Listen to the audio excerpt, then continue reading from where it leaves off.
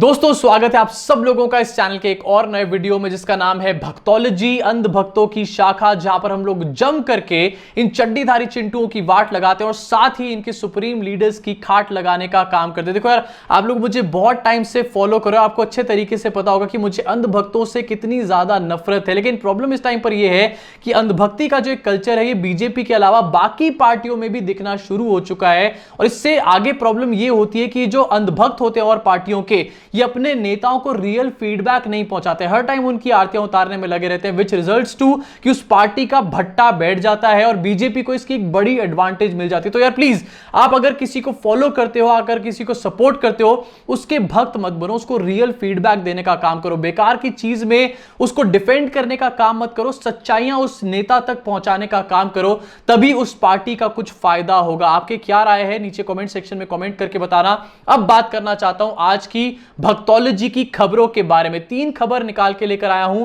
पहली खबर में मैं भक्तों की वाट लगाऊंगा, दूसरी खबर में भी भक्तों की वाट लगती हुई नजर आएगी, तीसरी खबर में यहां पर बीजेपी के एक नेता हैं जो भक्तों की और नरेंद्र मोदी की वाट लगाने का काम कर रहे हैं, यह आपको दिखाने का काम करूंगा। नेता का नाम है वरुण गांधी। क्या है पूरा मैटर आपको आगे चल के दिखाऊंगा, लेकिन सबसे पहले आपको बताना चाहूंगा कि भाई ये जो अंधभक्त हैं, ये जो चड्डीधारी चिंटू हैं, जो आपको देश के कई कोनों में नजर आते हैं, ये इस टाइम पर अमेरिका में भी पहुंच चुके हैं। और मुझे ये समझ आ चुकी है कि आखिरकार कौन हैं वो लोग जो जब नरेंद्र मोदी अमेरिका पहुंचते हैं तो ढोल नगाड़े बजाने का काम करते हैं, मोदी मोदी चिल्लाने का काम करते हैं। एक अंधभक्त निकल कर के आया, वीडियो निकल कर के आई है, जो अंधभक्त खुलेआम अमेरिका में बैठ करके मुसलमानों को, इंडिया में मुसलमानों को और सिखों को इंसल्ट करने का काम कर रहा है, खुलेआम बैठ करके उनको मारने की बात कर रहा है। सोचिए जरा, इस टाइप के अंधभक्त बाहर बैठ के ऐसी उलझलूल बातें करते हैं और उसके जो कॉन्सिक्वेंसेस हैं वो हम जैसे लोगों को हमारे देश में भुगतने पड़ते हैं। इनकी औकात नहीं है हमारे इंडिया में आके ऐसी बातें बोलने की। क्या इस आदमी ने बोला है,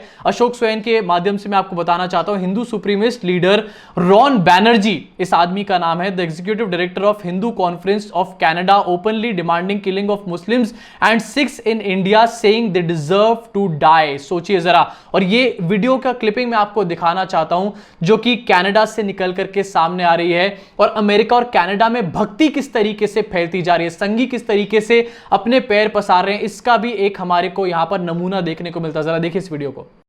Hinduism is the way. I'm a hardcore Hindu nationalist. Urge them to look at the Modi government. I would like to have Modi ruling this country as well as India.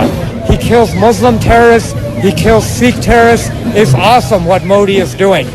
And Muslims need to understand that if they're going to live in our country, they got to follow our rules. And if they don't, then they'll get it. They will get it. Not everyone's a radical though. I have no tolerance whatsoever for these radical Islam, radical Khalistani Sikhs, or any of these ideologies. Zero tolerance for them. I support the killing of the Muslims and the Sikhs in the Republic of India because they deserve to die. You're fucked. But thank you. भाई ये है hardcore Hindu nationalist जो कि इस time पर Canada में बैठा हुआ है। लेकिन इतना बड़ा हिंदू नेशनलिस्ट ये है कि इंडिया में रहना इसको रास नहीं आता, ये इंडिया छोड़ करके पहले ही जा चुका। और ऐसे बहुत सारे एनआरआईज हैं जिनके दिमाग में मोदी का फितूर चढ़ा हुआ है, लेकिन इंडिया में रहना उन लोगों को पसंद नहीं है। भाई आखिरकार ये कहां की हिपोक्रेसी समझ नहीं आ रही मुझे।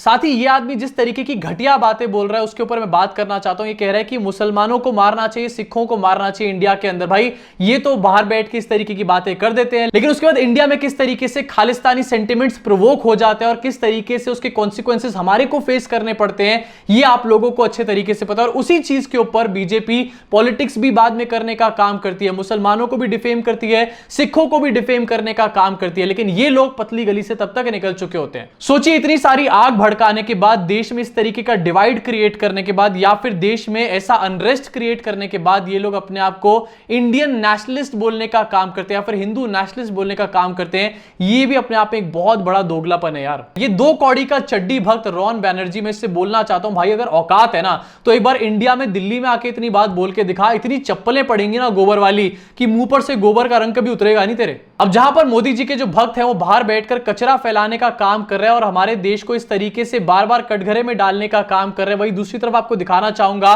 कि आखिरकार किस तरीके से हमारे विश्व गुरु जो हैं उनका डंका तो छोड़ दीजिए, कहीं नहीं बज रहा, किस तरीके से उनकी लंका लगती हुई यहां पर नजर आ रही है। जी हां, आपको दिखाना चाहूंगा आपकी स्क्रीन के ऊपर द कश्मीरियत के माध्यम से यूनाइटेड स्टेट्स के जो लॉ मेकर है उन्होंने एंटी इंडिया रेजोल्यूशन मूव करने का काम किया है कांग्रेस के अंदर। कांग्रेस यानी कि वहां का जो हाउस है उसके अंदर उन्होंने एंटी इंडिया रेजोल्यूशन मूव करने का काम किया है। क्या है इस पूरे मैटर की डिटेल्स एक बार आपको बताना चाहूंगा, जिसके बाद आपको खुद ब खुद समझ आ जाएगी आखिरकार किस तरीके का डंका या फिर लंका पूरे विश्व में हमारे नाम का बज रहा है।